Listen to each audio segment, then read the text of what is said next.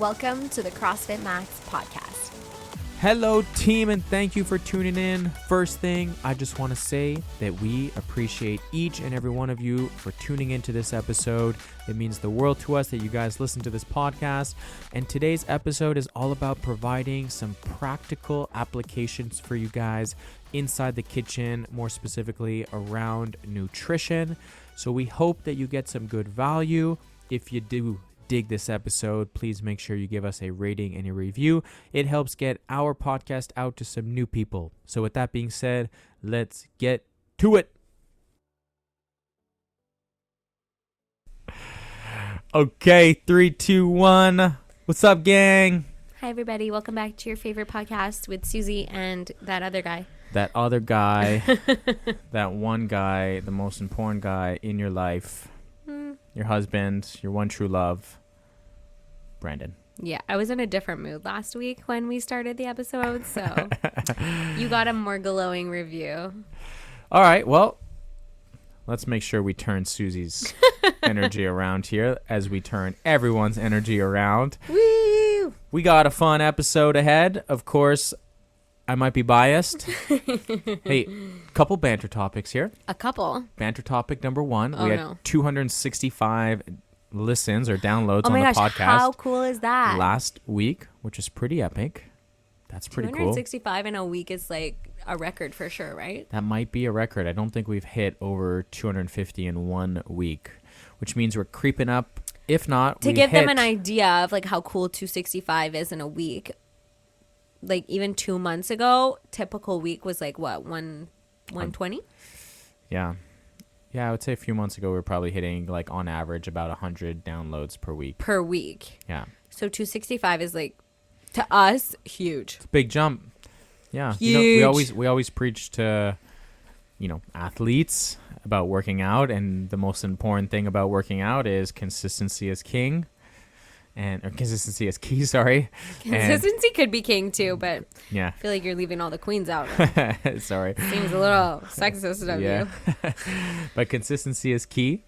And that's just something that we've done on the podcast. We're creeping up on 100 weeks straight of podcast released. Of ultra valuable content. Yeah. Life-changing content. Yeah, so that was pretty cool. We got 265 downloads. So if you're listening to it right now, we appreciate each and every one of you guys. Hopefully you guys get some good value out of these contents. If you're new here, we kind of spit out a few different topics, I guess. We usually talk about either training, we talk about lifestyle. Today we're going to talk a lot about nutrition. We talk about the business, just like owning a business. What's going on in the biz. How we make our business work. Yeah. So all fun things. That was banter. Talk about our clients. We talk every about week. Our awesome clients. Yeah. And anyway, so that was banter topic number 1. Thank you for listening. 265 downloads is pretty sweet to start the year. Imagine if 265 downloads all bought us a coffee for $1. We'd be rich. Yep.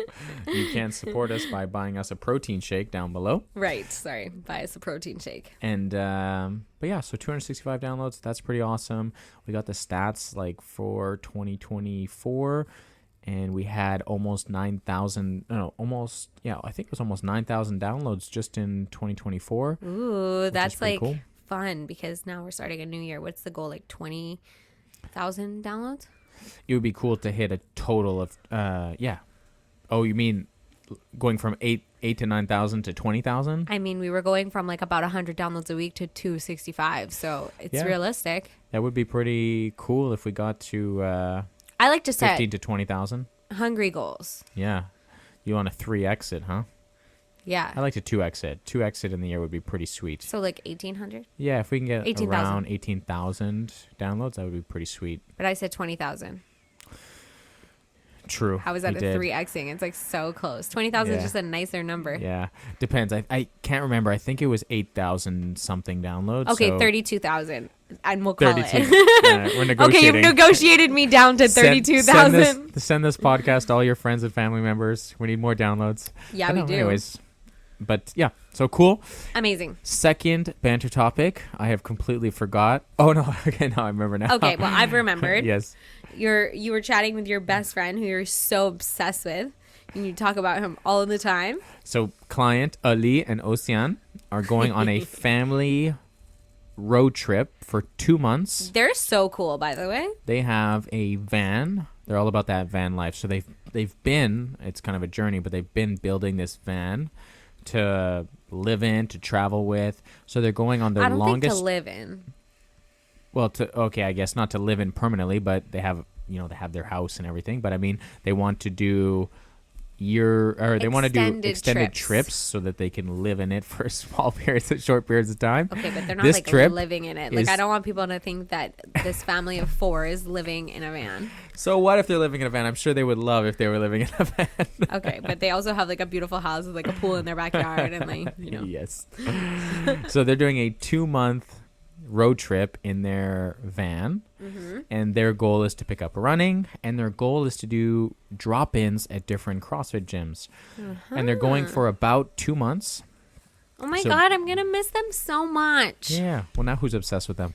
And well, they are going to be gone for about 8 to 10 weeks. I don't know the exact dates. And Ali was saying that he would love to be able to do at least one drop-in at a CrossFit gym every week. And I told him it would be a really cool objective to do 10 CrossFit gyms in a 2-month span. To be able to say that you've been to 10 different CrossFit gyms over that period of time would be really cool. And then we'll get him to come on the podcast and rate them. Yeah. It would be cool. I told him he should make a reel out of it. Like, give feedback and just talk about how, CrossFit Max is just far superior than all of them. Well, he was asking, do they do strength? Do they do Metcons? How do like each CrossFit gyms work? And I said that every CrossFit gym is completely different. Sometimes you'll get ones that have strength and conditioning. You'll have some that have just the conditioning part. You'll have some that'll just have the strength part or just the skill part. Every CrossFit gym is unique in their own way.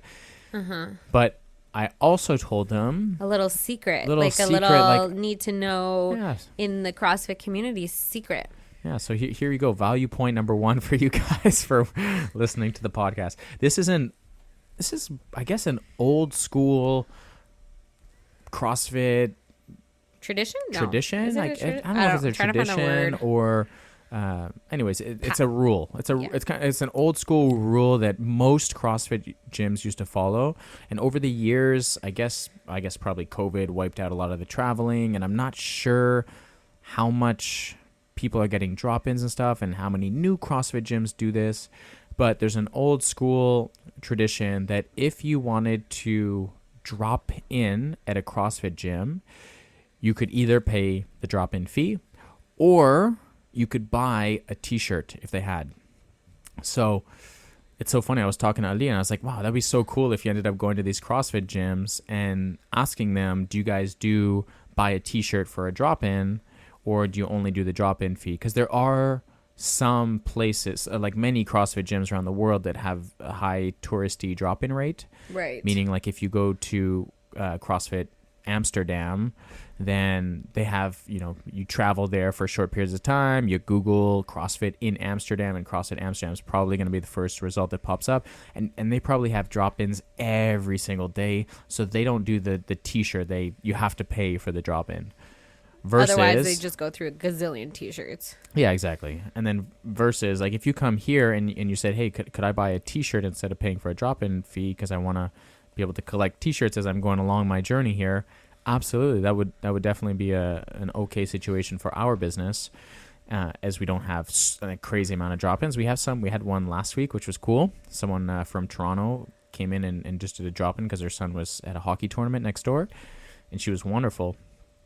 But yeah, so there are people there are CrossFit gyms. It used to be an old school thing where you can just go buy a t-shirt and that would cover the drop-in fee.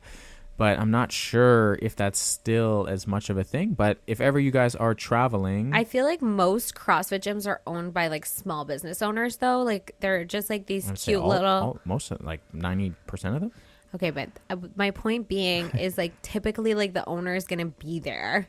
You know what I mean? Like I would say for the most part. Yeah. So any small business owner with that idea brought to them is probably going to say yes, because for them, they're like down for you to buy their swag, and like it's a cool thing, and they have pride in their gym or whatever. So even if it wasn't maybe a thing that they've previously done before, if you suggest it, you know, it's not like when you go to a store and you just like, you have to pay the ticket price. You know, you could just be like, hey, like, what if I buy a t-shirt? Like, can that count as my drop-in? I'm pretty sure most business owners in the CrossFit space would be down. Yeah. So if ever you're traveling, reach out to them and you want to do a drop-in and ask them if they do that. I think it's way cooler getting a t-shirt and having that memory and being able to spread that small business and, you know, CrossFit itself around, rather than just paying a drop-in fee. Most CrossFit gyms, I think, will still do that. We definitely do that. But there are bigger, not just places that are touristy, right, but also like really well-known CrossFit gyms. For example, I went to CrossFit Mayhem a long time ago, maybe close to a decade ago. Oh my God, you're so old. And it's crazy. CrossFit Mayhem was... Just kidding. CrossFit Mayhem is probably the most well-known CrossFit gym globally. They're the gym that has... It's Rich Froning's gym. It's in Tennessee, so I was in that area, and I went there, and I asked them, do you guys do the drop-in for a t-shirt? And they said, no, we just have so many people coming in that we don't offer that. So paid for the drop-in and the t-shirt. You were like, take my money. Yeah. So I'm gonna put you on the spot. Do you know where they're traveling? Do I know where Ali and Oceana are traveling? I do not. I'm like, where are they going? Where they're gonna find all these CrossFit gyms? Yeah, I don't know where they're actually traveling to. They're getting in a van, starting in Montreal and coming back to Montreal. That's where I know. But I'm actually not sure where like, is they're their going. first drop-in going to be like CrossFit Vaudreuil or something? I'm just kidding. No. But I think it would be really cool. They're looking at picking up some running. But yeah, just a little side note for you guys. I'm not sure if this is a thing. I think from our listeners who are not CrossFit Max members, wherever you are in the world, I think you should ask the owner at your gym if they offer this.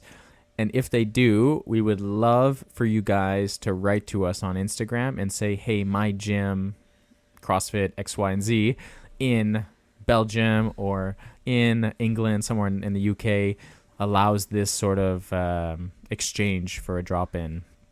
I think that would be really cool for us to know how many are actually doing it out there. Yeah, because when we start planning our family vacations, we need to know. Yes. Yeah. So anyways, banter topic complete. Value point number 1 in the pocket. Honestly, the people listening to this podcast just get smarter and smarter every week. It's crazy. You're welcome. We're just offering so much value. So much value. All right. On that note, we're actually going to give you some value here. Well, hopefully. What do you want to start, love? You want to give them the rundown for what we're going to be doing in today's episode? Today, we're going to give you some practical nutrition tips. It's been like a hot second since we've had a nutrition discussion on the pod. Yeah. And we're going to talk to you about how you can actually, in a healthy, sustainable way, plan your meals. So create a meal plan or just whatever. Think about your grocery list for the week, whatever it is that you do for planning when it comes to your meals. But just give you some real cold, hard facts about steps you can take in order to make sure that you are optimizing your nutrition. Yeah, for sure. And I would say that when we say meal plan, this doesn't mean follow someone else's meal plan. Correct. What we're going to do is we're going to give you guys some practical advice on how to build a meal plan for yourself. Right. Knowing what type of ingredients should I be consuming, how much should I be consuming, and hopefully this way you guys, because at the beginning of the year right now, it's January, hopefully when you're listening to this, if not, it's going to still give you some great advice later into the year as well. And hopefully you guys will have a better idea of how to build a good meal in front of you that's going to help you thrive, help you have more energy, help you recover, help you fuel your workouts, help you sleep better, help boost your immune system, help boost your productivity, physically and mentally as well when you're trying to focus at work or you're trying to focus at school. So yeah, let's dive into it. Let's do it. The first thing we'll talk about is the quality of food. Quality of food matters a lot. And something that I always like to refer back to Yes. is this wonderful infographic that I think we should link down below in the show notes. Link it. Or you could just Google this, what should I eat? Precision nutrition. And this wonderful infographic will pop out. Beautiful. And it will give you a few different pages here. I think there's how many pages? There's like 4 pages, which isn't a lot here. And it's a relatively simple page to follow. And it kind of gives you a little bit of guidance on knowing what foods you should be eating more of versus what foods you should be eating maybe a little bit less of. And we're pretty much going to do this entire podcast around this concept, exactly.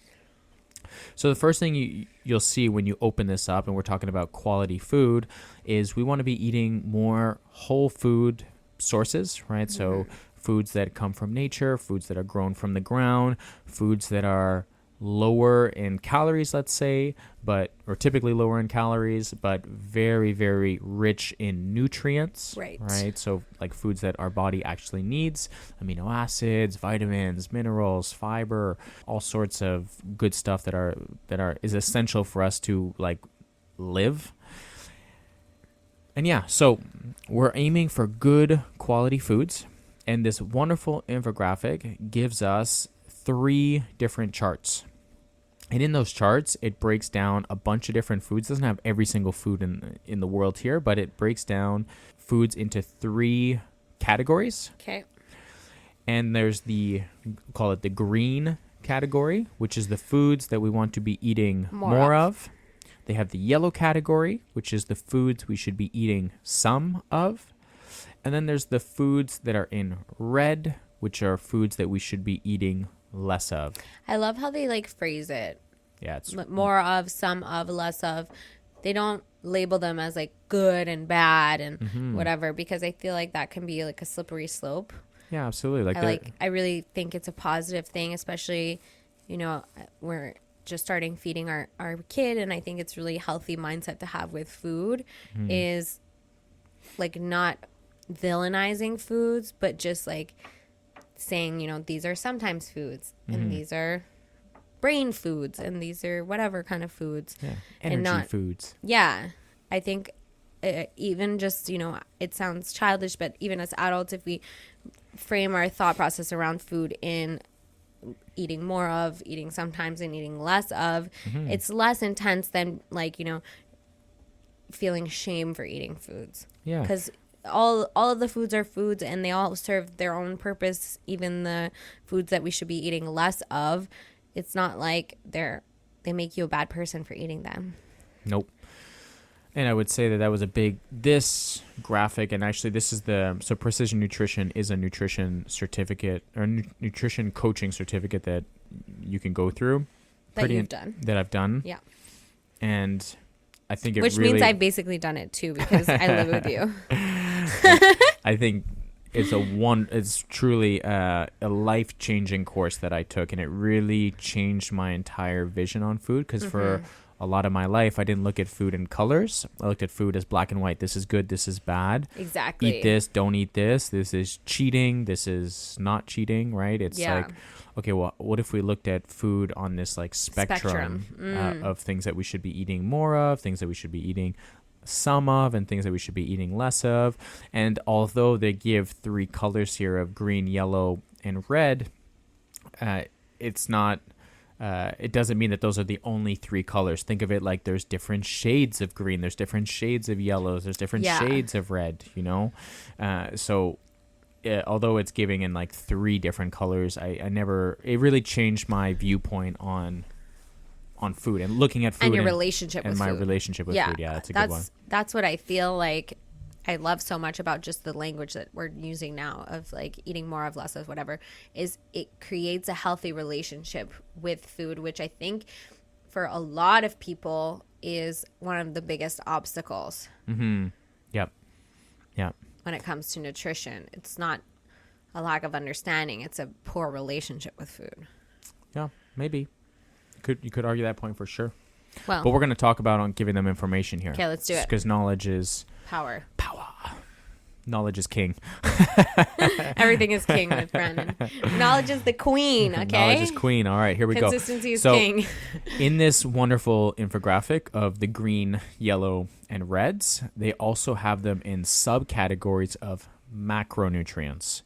So this whole concept is just the step one of knowing your food, right? Okay. So building a relationship obviously is really, really important, but also knowing your foods is going to be crucial for you to build out these meals that you want to live in a healthy lifestyle. Yeah, you need to know what you're eating in order to plan it. So in these subcategories, they have the protein, the carbs, and the fats. Right. So they have them in their macronutrients.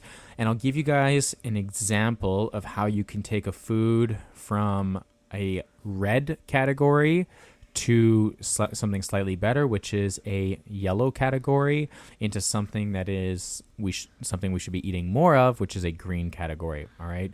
So let's use this one. Good old fried chicken. Right. So fried chicken would be something that would be in the red category. It is something that is much more processed, deep fried in oils that are pro-inflammatory oils. It's loaded, dense. very, very heavy on the calories. Tastes delicious and has its place in someone's diet, That's right? why it's Maybe that might be a treat. food. That might be a treat that you want to eat, but it's definitely something we should be eating less of. Right. So fried chicken would be a red category food. Let's bring it up a notch to something that is more in the yellow category, but same food, right? And that would be like a deli meat chicken, right? So a cold cut, a chicken cold cut, Yeah. right? Okay, good. That is Still a processed still food, processed. but it's not deep fried in oil. It's not deep fried in oil, Got but it. it still has, maybe a little bit of preservatives in it to last a little bit longer. Yeah, the shelf life on those things is shocking. Yeah, the calories are still higher, but it is a little bit less processed than the fried chicken, but it still is processed, right? So that would be fried chicken, red food. I should be eating less of that. Yeah. Sometimes eating some of deli meat, like a chicken cold cut. And how do I take that food into something I should be eating more of? Well, just a lean chicken breast. Correct. Right? Just a grilled chicken breast is a very, I don't want to say minimal, but it is much less calories in a chicken breast compared to, let's say you take the same amount of volume, right? So let's use a 6-ounce chicken breast. Right. The amount of volume of a 6-ounce chicken breast would have so much less calories than 6 ounces of like deli meat chicken. That'd be a lot. That would be a lot.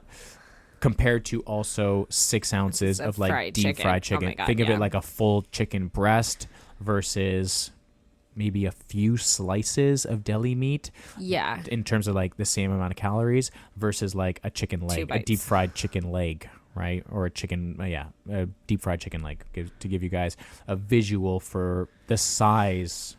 Yeah. And so the chicken breast is going to be the most satiating. It's going to make you the fullest with the same amount of calories. Yeah.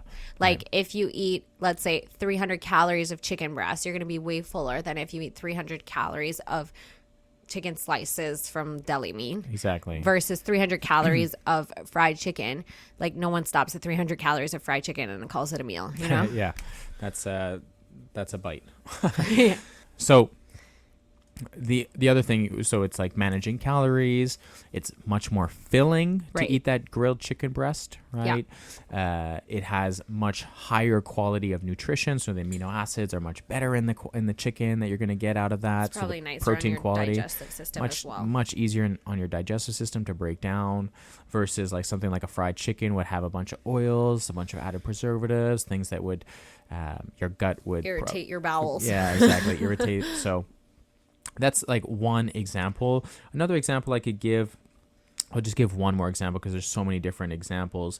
But let's go into the carb category. So red would be eating something less of French fries.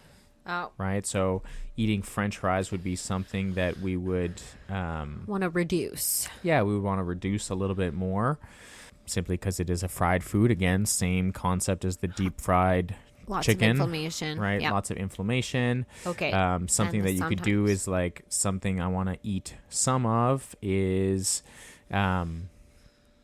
you could think of it like potatoes, like your own home cooked potato, or maybe not home cooked. Sorry, what I would think is like a store bought potatoes. You know those bags of frozen potatoes that you could buy. Oh, like from the freezer. Yeah, from the freezer section. You know, like that's a step in the healthier direction in terms like of the potatoes. Potato salad or something. Yeah, I potato guess that's salad. like mixed into something. Yeah, so it's exactly. not But I'm thinking just like the food. just the Yeah, actual food okay. itself, right? So like those freezer bagged potatoes that have a bunch of seasoning on them, probably have some oils to make it taste a little bit better. Right, but it's not like fries. It's not like fries, right? It's a step in the right direction, right? It's a little bit healthier than fries, but it's not in its purest form, like the healthiest version that you could make it. Versus if you were to go one step further, that would be having like your own baked potato. Got it. Right? Like cooking, like chopping up some potatoes and putting it in the oven with a little bit of salt, a little bit of pepper, Virgin olive maybe oil. a little bit of virgin olive oil as well. So though this is again just an example of how you can take something that's something you should be eating less of versus something you might want to eat some of versus something that you should be eating more often. Yeah, I have a question, and maybe I'm jumping ahead, but Here we are. no one can stop me. Okay, this makes a lot of sense for the whole foods, but what about things that are like healthy but they're processed, like Greek yogurt or cottage cheese or things like that? Those are packaged foods, so they're technically not whole foods. Did those fall in the yellow, or like are they between the green and the yellow, kind of like they're relatively minimally processed, those foods you named. So cottage cheese. I just know that like they're yeah. packaged foods, so I'm thinking They're in my in a head package. They're in a package, but they're not- not super processed. Like okay, they weren't. like they're pasteurized basically. Yeah, and exactly. That just means heated, by the way. Pasteurization just means heating it to remove the bacteria. It's no chemicals added. Yeah, a lot of I don't want to put any titles on this, but a lot of foods are in somewhat processed. Like when you cook chicken breast, you're not eating a raw chicken breast, Right. you're processing it, right? Okay, So there is a little bit of that's process in food, helpful to understand. but Yeah. the more you process it, the less nutrients you typically get out of that food. Would or that the mean, more like- things you have to add to it. So like Okay, Greek. I'm asking another question. So let's Answer that question. Yeah, so and like then I'll ask my if you were to next go to one. like yogurt, for example, Yeah. like a plain, so let's just take Okay. purely just yogurt, like a plain Greek yogurt with no flavors or anything, that would be in its more green section, the more green like a food. 2%. Yeah, like a 2% plain Greek yogurt. That would be the green category. Right. Yellow category would That's be like Thomas's favorite food. yellow category would be a Greek yogurt that is flavored. Like a vanilla Greek Yeah, yogurt. so a strawberry Greek yogurt, whatever flavored Greek yogurt they've put in it is some sort of added flavoring, Yeah. and usually added sugar to make it taste a little bit better. Got it. And then the eat less Be of like a would, frozen yogurt dessert or something. yeah, like a frozen yogurt, or I would just say like a regular Like yogurt Activia or something. Yeah, like an Activia yogurt that's not Greek, that's just completely flavored. we don't want those Canadian yogurts. We want the Greek stuff. Yeah, and like I said, like there's shades of color, so Gotcha. it's not a perfect example. I'm looking at it in 3, but yeah, you could go one step further and be like, yeah, frozen yogurt, You know, like from ice cream, but not ice cream. yeah, that could be like even one step further that you want to eat. You want to eat less of that stuff, but yeah. So exactly, nothing is like a perfect 3-step category. Yeah. There's Okay. different shades, but there's different processes of food and everything. And on that same concept of processing food, does that mean like when we cook vegetables, we're processing it? Yeah. So, like, let's say we have spinach, like raw spinach. Mm-hmm. Then when we cook it, we're processing it. Are we removing the nutrients? We remove the more Some of it. the more you cook something, like I don't know the exact. Yeah, this is like science now. Yeah, I'm getting not sure ahead of myself. exactly what you're losing out on. Okay. It also depends on how long you cook it for. Right. How you cook it. Are you cooking it in oil? Are you cooking it in an air fryer? Are you steaming it? Right. Like how are you cooking your vegetable? For how long? That changes it. And there are sites that you can literally just Google and say, the nutrients of a raw potato versus the nutrients of a cooked potato. Gotcha. And then you could figure out like what nutrients. There are actually some vegetables that Do better when you're cooked. Like I think mushrooms might be one. I can't remember other ones, but I think mushrooms are one. Like when you cook mushrooms, it actually gets healthier for us to consume. Or maybe it makes it more digestible. Yeah, maybe it's more digestible. Okay. Yeah. But yeah, so it just simply depends on how long and how you're cooking it. I'm just using this as my personal nutrition consult. So if you're wondering, like, okay, well, what foods, like that's the most important thing is just knowing your foods. That is super important. If you don't know what you should be eating, then I highly recommend you just take a peek at this infographic. Yeah. Print it, put it on your fridge, put it somewhere on your phone where it's saved, and when you go grocery shopping, then from there you can look at it and say, okay, what are the foods that I need to be eating more of? Actually, this is a lot. I'm looking at my grocery cart right now, and I'm noticing a lot of these foods are in the yellow category right now. All right, well, how can I get like some of these foods that are in the yellow category to be more in the green category? Got it. Oh, let me go put this frozen chicken patty away, and let me go get like an actual chicken breast, and let me go cook like grilled chicken burgers rather than like those deep fried frozen packages of the chicken burgers. Right. Okay, like I always get like these pre-made salads. Well, why don't I try to learn how to make the salad myself? Like, why don't I go get the spring mix or the baby spinach and get the vegetables that I want to put in, the peppers, the cucumbers, the tomatoes, and why don't I just make my own salad? Oh, you know what? This dressing is very processed. There's a whole bunch of ingredients in this dressing that I'm not sure. Why don't I learn how to make like a minimally processed dressing? Balsamic vinegar and olive oil.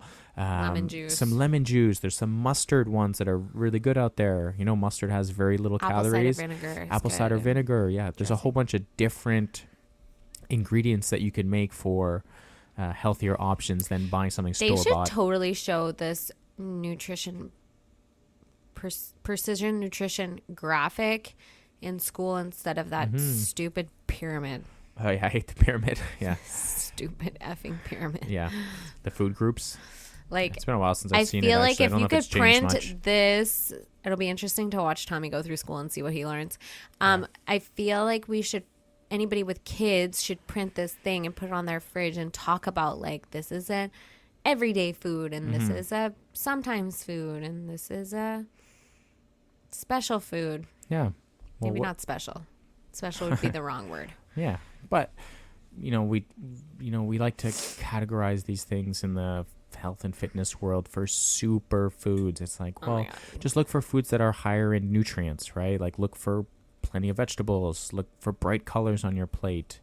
Yeah. So anyways, now we're starting to understand or know our foods. We're starting to learn about this because this is important. We should be knowing what foods are more green, what foods are more yellow, what foods are more red, and again, shades of different colors and stuff.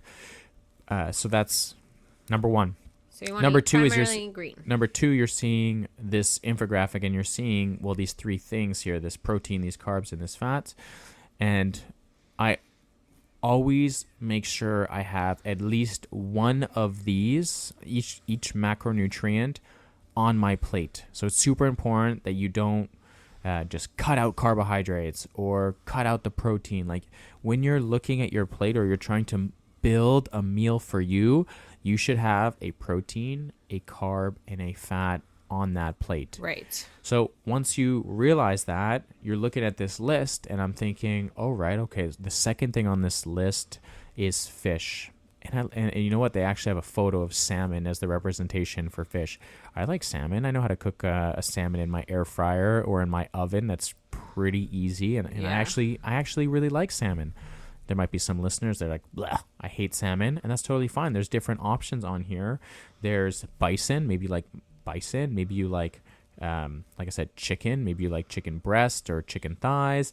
There's turkey. There's a bunch of different things on here. There's Greek yogurt. There's eggs. There's insects on this one.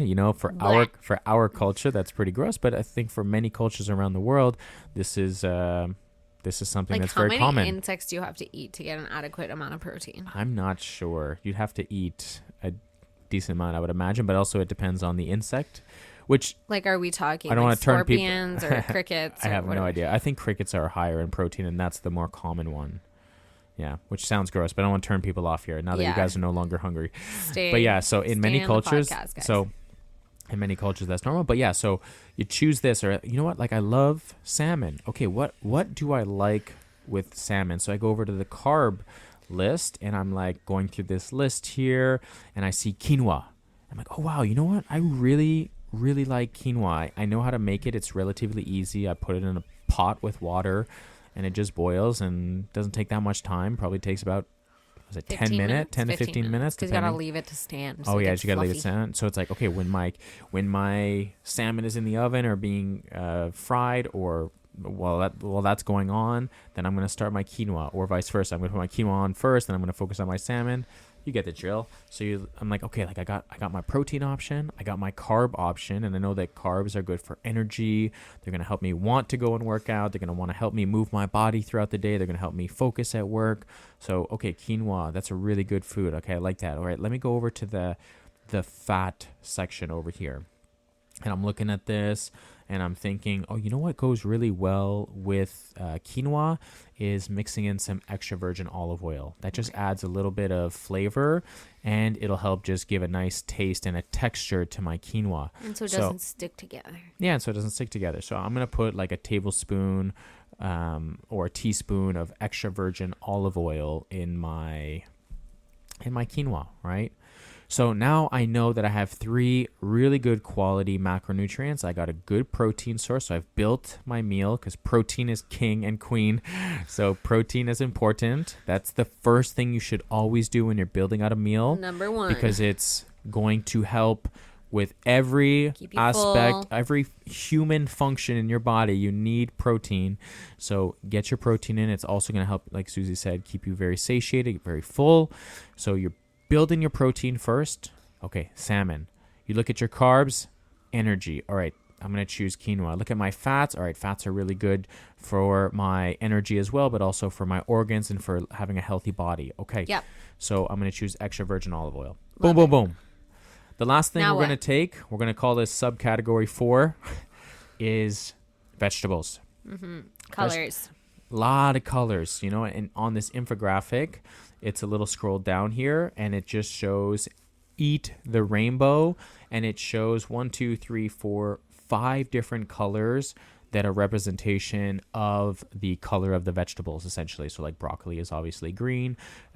Is it? Mushrooms are under the white category, and cauliflower under the white, and garlic and onion. And then you have the orange or yellow category. That's carrots and pumpkin and butternut squash. And in the purple category, you have red onions and red peppers. Cabbage. Radish. Tomatoes. And then in the purple category, they have... No, that was purple. No, that was in the red category. No, you said purple category. Oh, did I say purple category? Sorry, I meant purple cabbage. And then you said Sorry, in the tomatoes in the purple category, and you lost me. red category, you have red peppers, red onions, you have radish, you have tomatoes. And the purple category, you have purple cabbage, there's purple carrots, there's eggplants, you know? So all of these different... Eggplants, ladies. all these different... vegetables provide different micronutrients, different vitamins, different minerals, but they all contain fiber, which is really good for our digestive system, really good for keeping you full. For your poops. Yes. Very good for your gut and your bowel movements. So we have a protein, we have a carb, and we have a fat. All right, well, okay, I want to make salmon with quinoa, and I'm going to put some olive oil in my quinoa. All right, well, what vegetables could I put with my quinoa? Like, what vegetables do I actually One of enjoy every in color. them? One of every. You could absolutely do that. You could look at this list and be like, how could I get one of like this orange category? All right, I'm going to get some orange peppers. I'm going to chop up and dice up a little bit of orange peppers. Oh, there's white onions. So I'm going to cut up a little bit of my white onion and put it in there. The green category, maybe cucumbers. Hungry.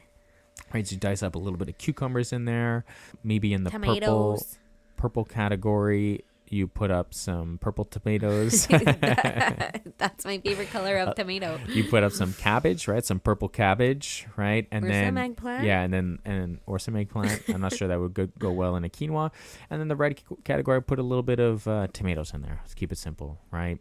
So you're looking at this and you're thinking, okay, so I've got my protein, I got my carbs, I got my fats, and now I got the rainbow. I got a bunch of colors that are going to provide me and top off my body with a bunch of nutrient-rich vitamins, minerals, and fiber to really just like optimize my human function, my immune system, my energy output, right, my recovery, my sleep, right? All these things now are getting hit at different angles from different nutrients that you're getting in your body. I love it. So practical tips then we've created about making our plate. But before we actually have to make the plate, we have to go to the store and shop for our food. Yeah. I feel like a practical tip is that the green foods are usually on the outside of the grocery store, depending on which grocery edges, store.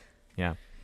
And then the yellow and red foods are typically more in the aisles.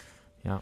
So if we are making our meal plan, because that's what this episode is about, right? How to like practically eat healthy with our meal plan. We talked about wanting to make sure we are focusing on having a carb, protein, and a fat at each meal, and that they're green.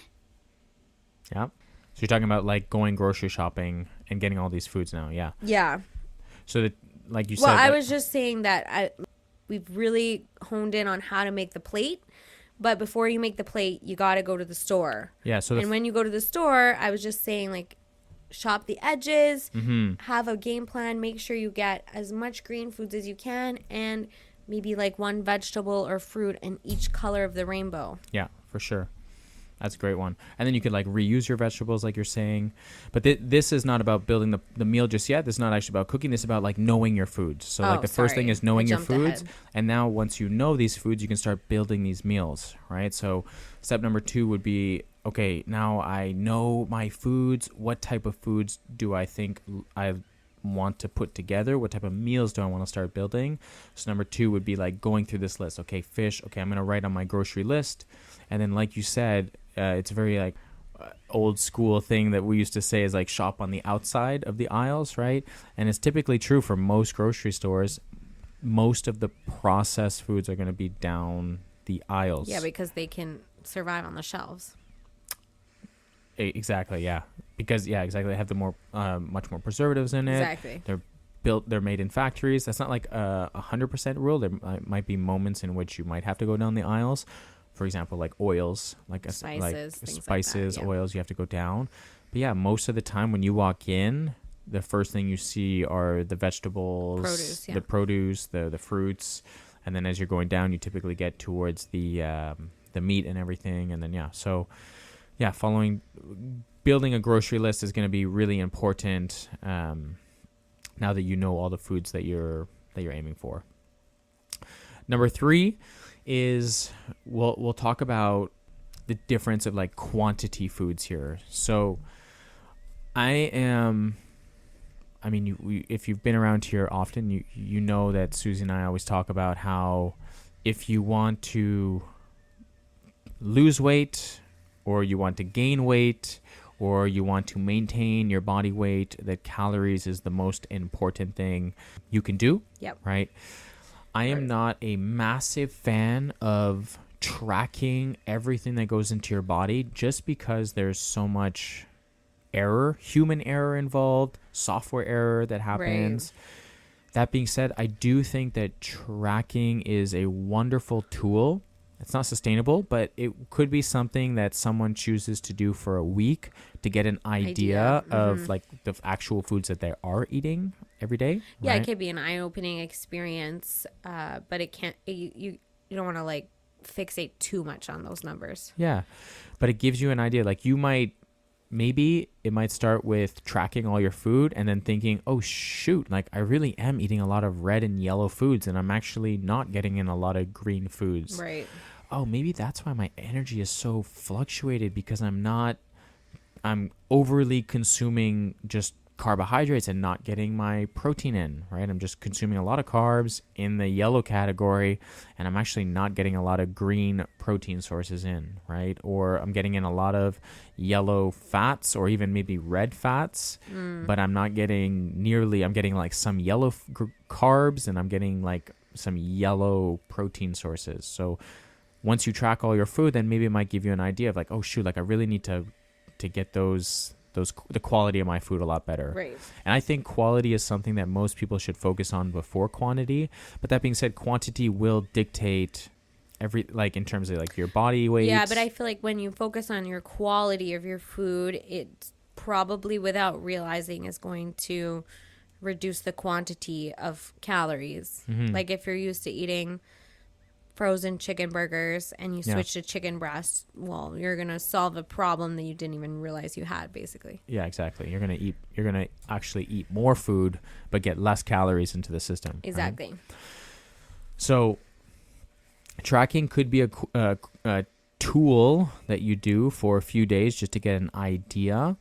But that being said, I'm a huge fan of just intuitive eating.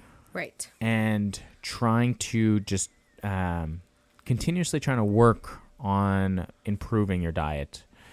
So if you are someone who is not tracking, like I don't think I've tracked in at least a year. Right.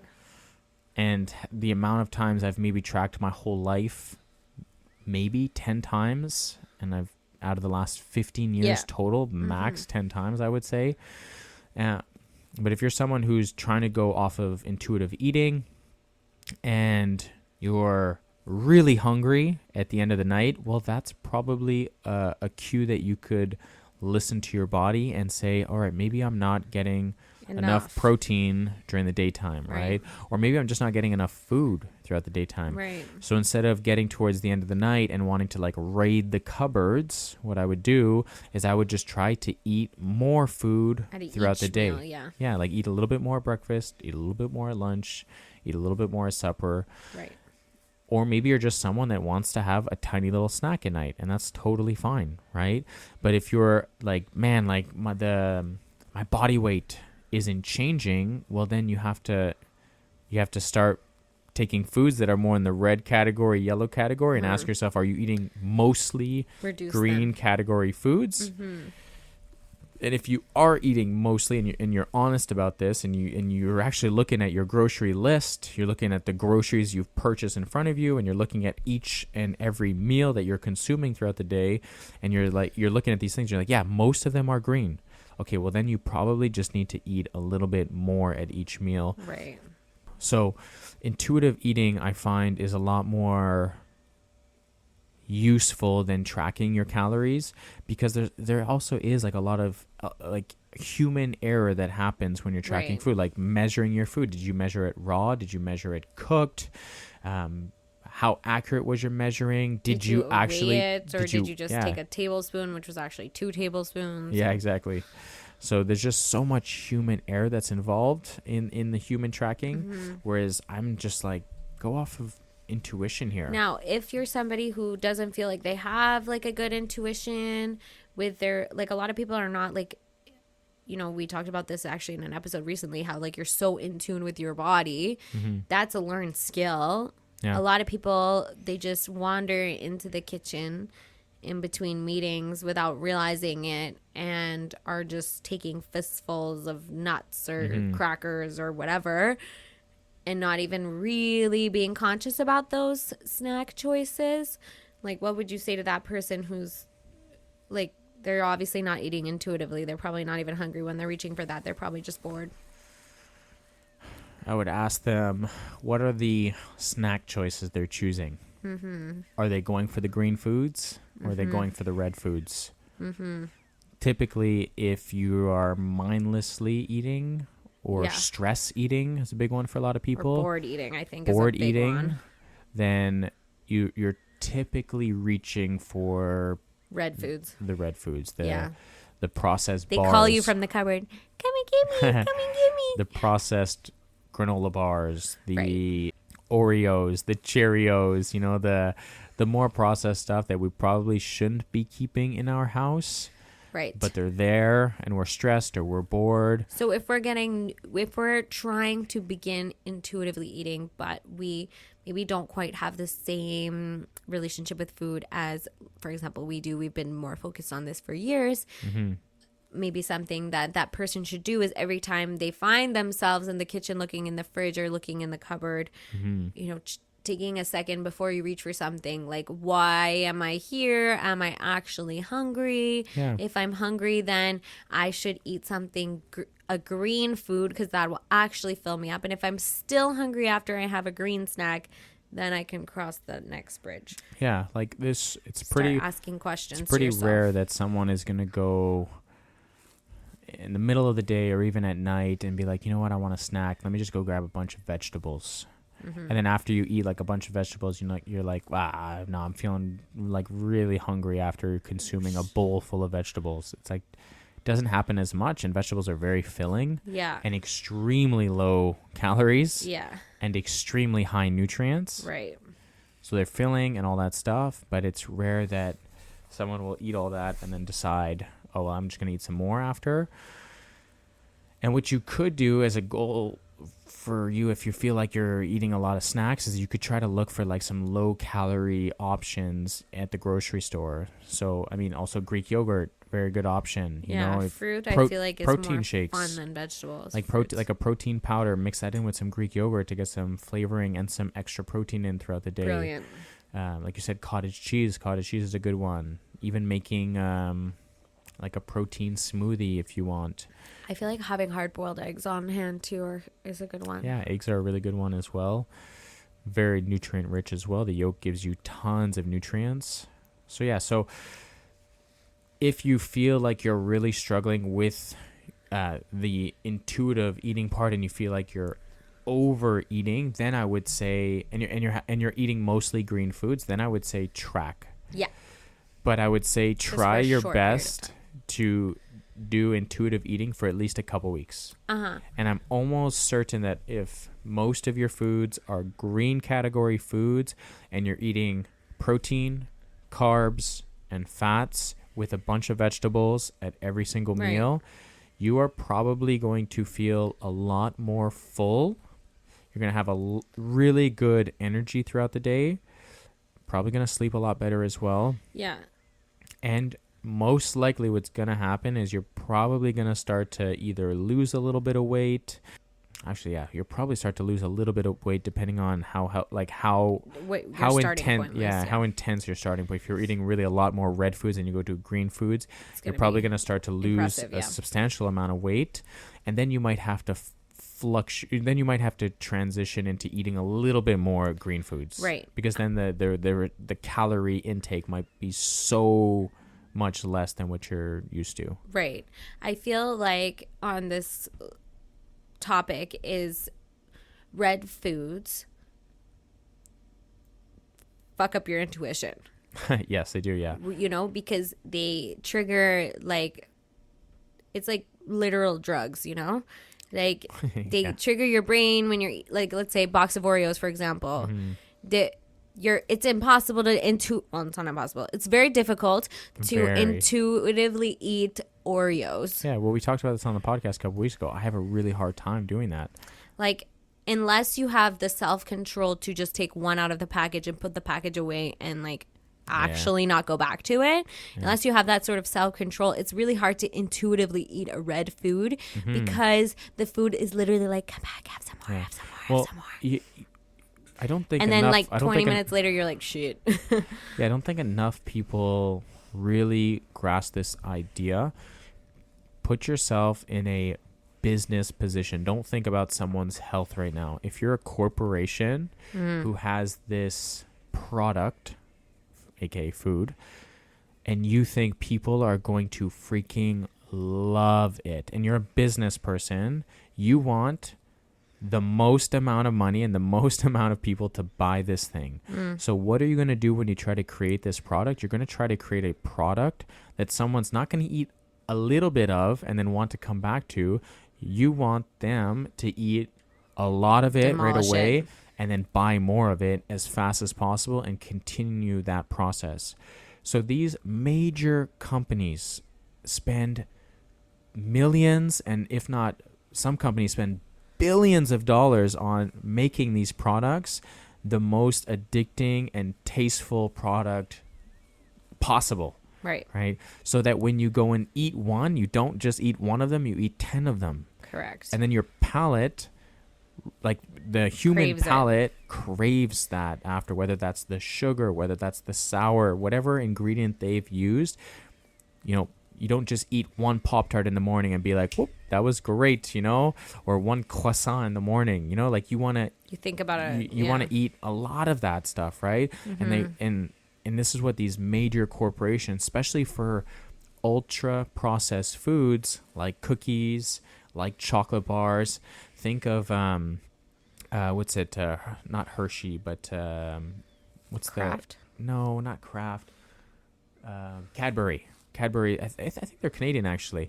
I remember I had a professor in. No, isn't it British?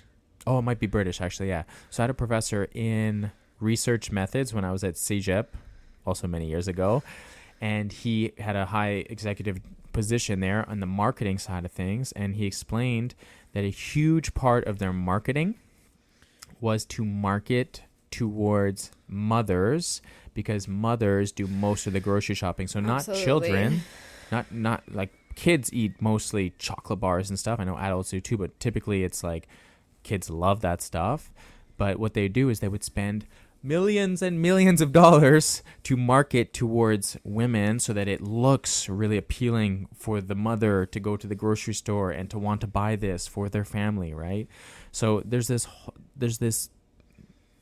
I mean, I don't want to go into so much detail and dive down this rabbit hole here, but when you're looking at ultra processed foods, they have created these money-making foods industry that is all about money. It's not about your health here. It's about how much am I going to get people to buy this thing, Right.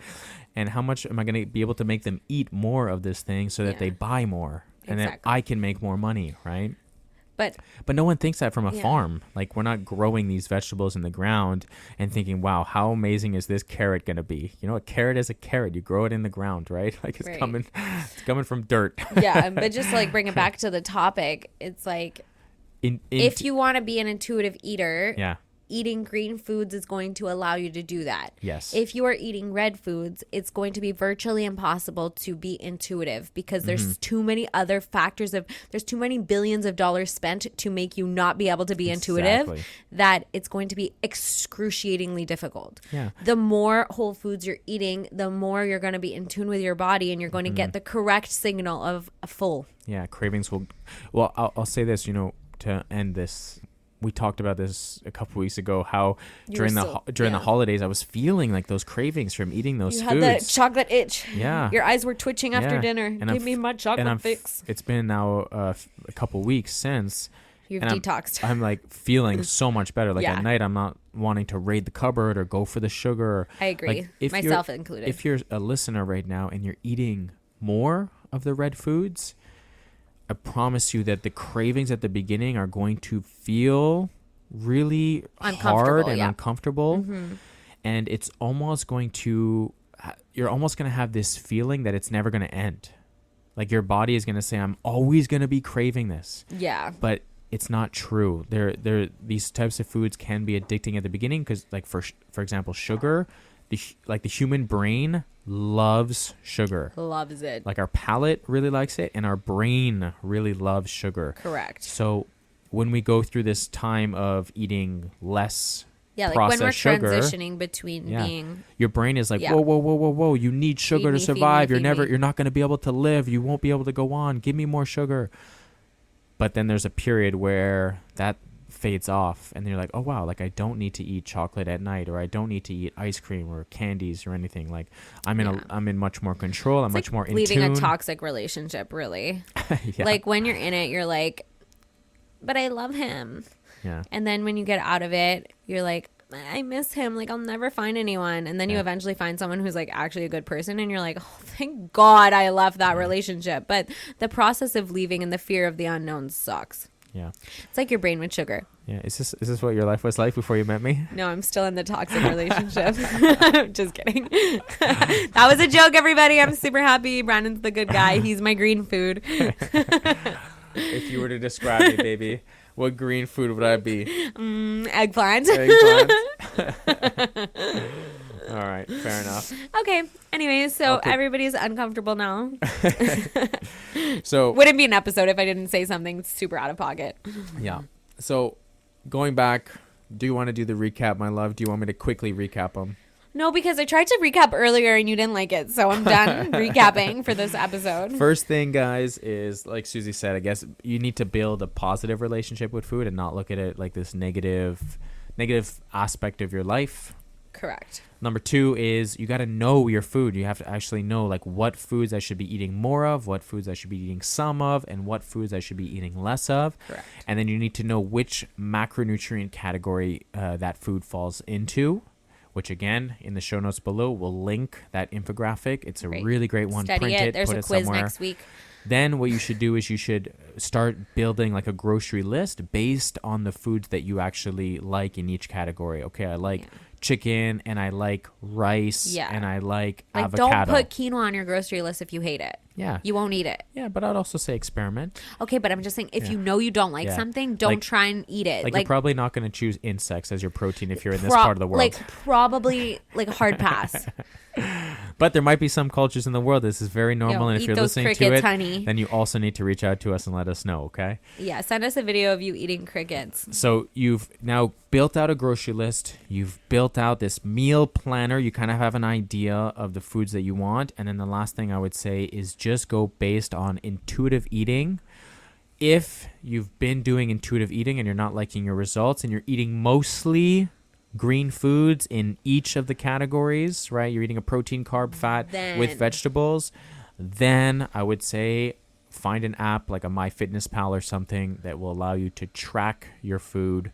And then you can kind of get an idea of like actually how many calories are going into your body. Be honest. Yeah. And then literally as thorough and as detailed as possible. Weigh everything. It's super important. If you just go like, I'm going to intuitively measure, that shit don't work. No. So you got to either be intuitive with your eating or strict measuring, and just measure everything that goes into your body. Like there's no intuitive measuring. Don't weigh things to meet what you think. Cook things and then weigh things as you're like prepping your food or as you're building out your meals. This way you get an idea of like, oh shit, I'm actually eating 700 calories more than I probably should be in a day, right? Got it. And we can help you with that if you have questions. Absolutely. And by we, I mean Brandon. And by me, I mean Susie. Because she I've just got the best intuition is my ever. boss. I got the green guy. Sorry, girlies. Okay. So we want to do Client of the Week. Pew, pew, pew, pew, pew, pew, pew, pew, pew. This client is definitely someone who has made some fun changes over the last couple months, I would say, and is really just silently, she's a very quiet person, but silently. She doesn't take up a lot of space in the class. She just shows up every time on subtly time. Improving her, not even showing up on time, but she's been showing up mad early. Shows up at least 15 minutes early every class. We'd love to see it. But just like subtly increased her frequency of her membership. Like it's just been like she's quiet, but you can tell that she's listening to a lot of what you're saying. Yeah. And she's a very gentle person. And she's just been a wonderful addition to our community. Absolutely lovely. And that client of the week is Jehanne. Woohoo! Go Jehanne. I feel like sometimes we tend to choose the clients of the week that are like loud and take up space and everybody knows them. And so I just like want to remind our community that like we see you all. We see all of you. And Jehanne is definitely, like we said, one of the quieter people we know here. Yeah. But she's very attentive when we're talking. You could tell she's really extremely listening. coachable. She always asks good questions, and she always just wants to improve her own performance. Yeah. And I would definitely say that she's made a huge difference. She said, we asked her today, she started in September. Yeah. So we're January now. What is that? October, November, December. We're about 4 months into her CrossFit journey. Yeah. And she's gone from the 2 times a week. I'm wondering if she started with 2 times. I think she started with 2 times, and then last month, or maybe a little bit more than a month ago, she went from 2 to 3 times per week, and she has been like hitting it 3 times every single week. And yeah, she's just a fun gal to be coaching. And keep it up, Jehanne. You're doing awesome. You're crushing it. Keep it up, girlfriend. All right, guys. This was a little bit of a longer episode, but hopefully you guys got some good value. If you have any questions, shoot us a message. Make sure you guys check out the show notes below for the infographic on What Should I Eat by Precision Nutrition. And we hope that you guys have a great rest of your day. Catch you in the next one. See ya. Bye.